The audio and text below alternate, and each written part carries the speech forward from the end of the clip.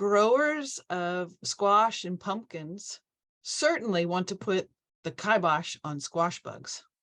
Hi, I'm Annette Heisdorffer, the Daviess County Extension Agent for Horticulture, and Daviess County is in Western Kentucky, so we would be over here in Owensboro. I want to thank Dr. Besson, our entomology extension specialist, for some of the pictures and information. The squash bug, again, is one of those that if you grow squash and pumpkins, you generally see them. You know, it's nothing, it's wonderful to walk out into your garden and see these wonderful plants. And then all of a sudden you see this. And it's disheartening over time. And now this is squash bug injury on one of the types of squashes, are probably more likely pumpkins. So what's so bad about them? Unfortunately, these squash bugs are ones that pierce and suck the plant, so they're sucking out what they can out of the leaves. So in some of these, my squash bug selfies show you an insect that's about 5/8 of an inch to an inch in size as an adult. And you can see the eggs behind it. Sometimes it gets confused with another bug, and that one is the stink bug.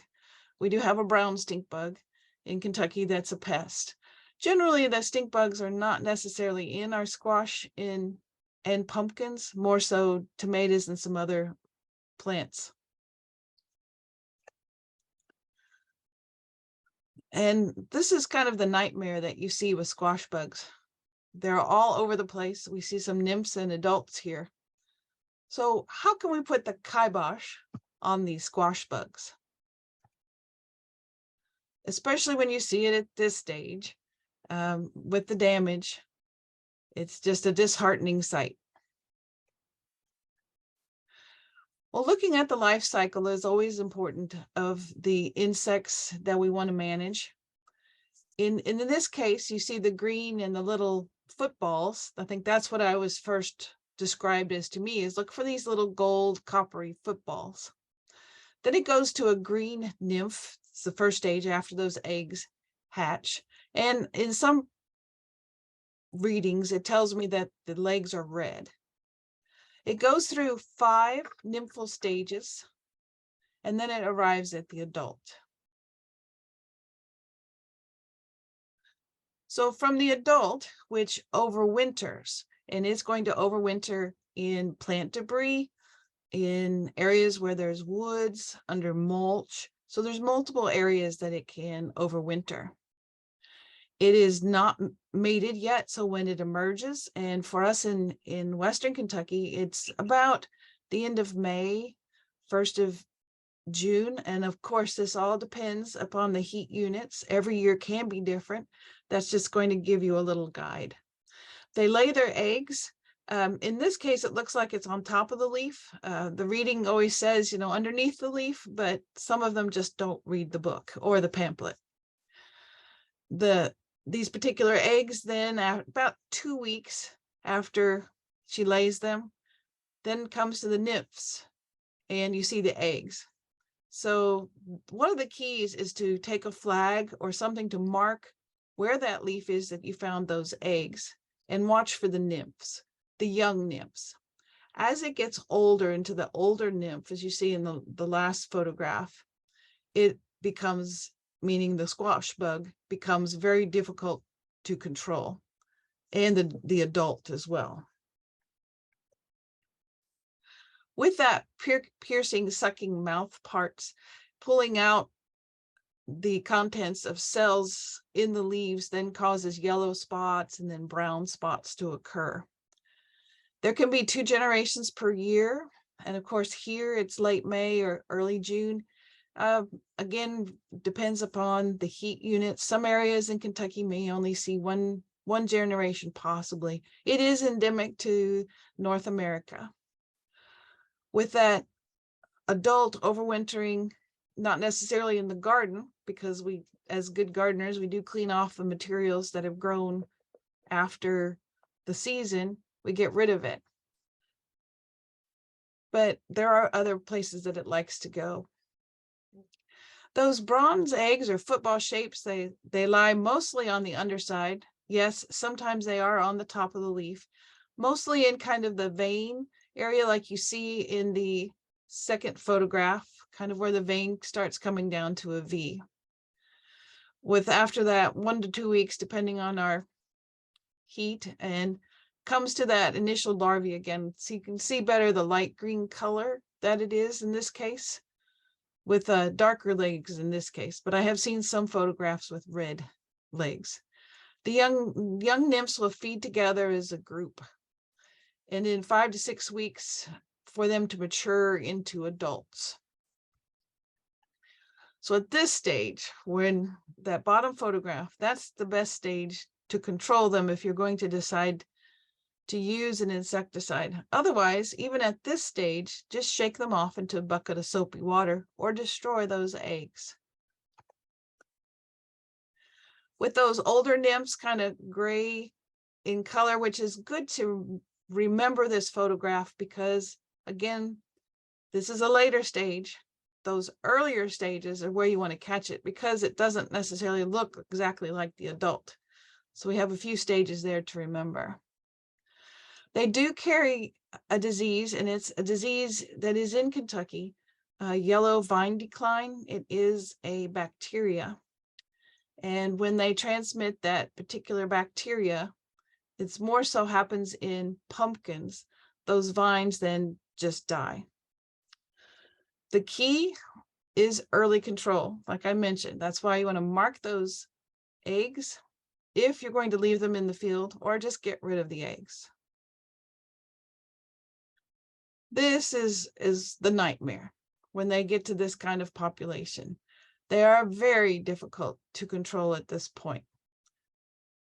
Look for them at the base of stems of the plants, on the underside of the leaves. Sometimes you can just move the fruit. And if you move the fruit, you'll find them underneath that fruit.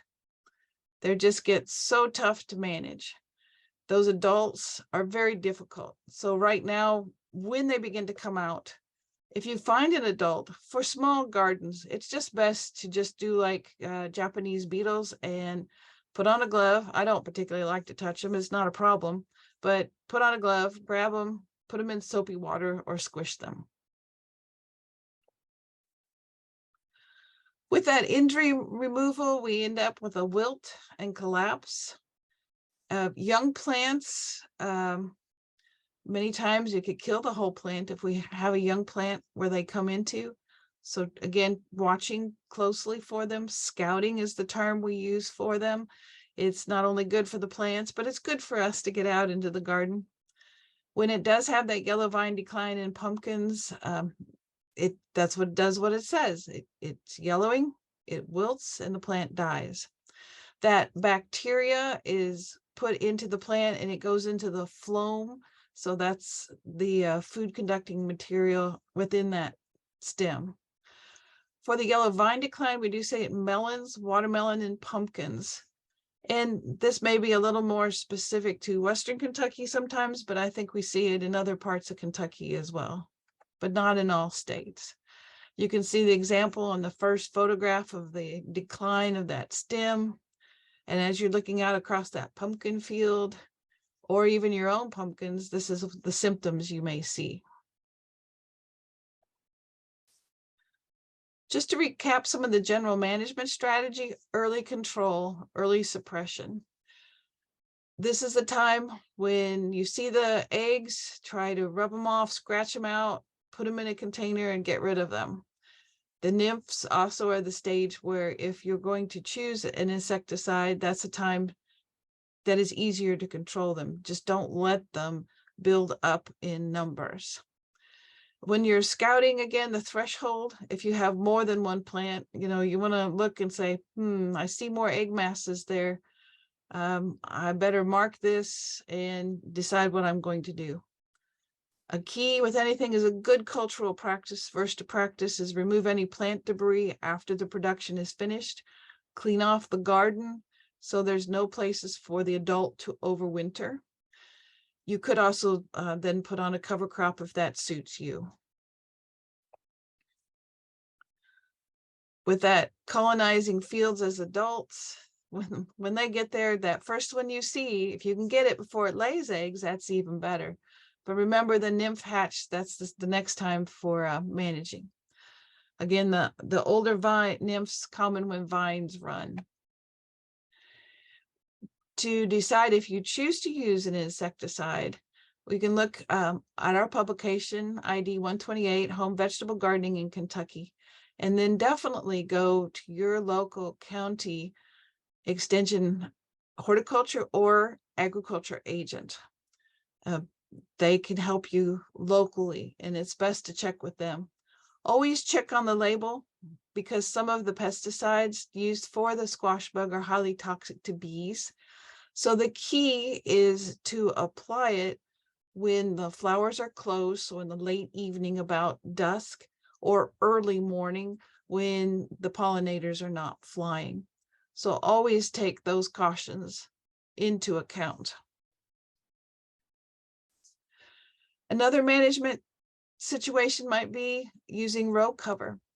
If you're able to use, this is a spun-bound material, cover over the plants when they're early and young, then it gives you a few weeks when you wouldn't have to really worry about the bugs getting in, but you've got to make sure your material is down and covered.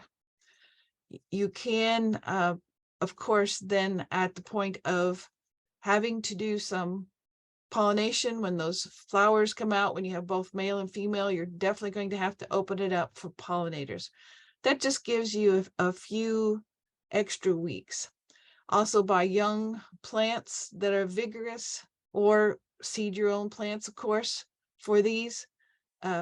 Fertilize them appropriately as the recommendations, and those again can be found in ID 128. These photographs are showing larger operations, but this might also be something for you in a smaller operation as well. So put the kibosh on the life cycle of the squash bug to help reduce that population and to have abundance amounts of squash and pumpkins.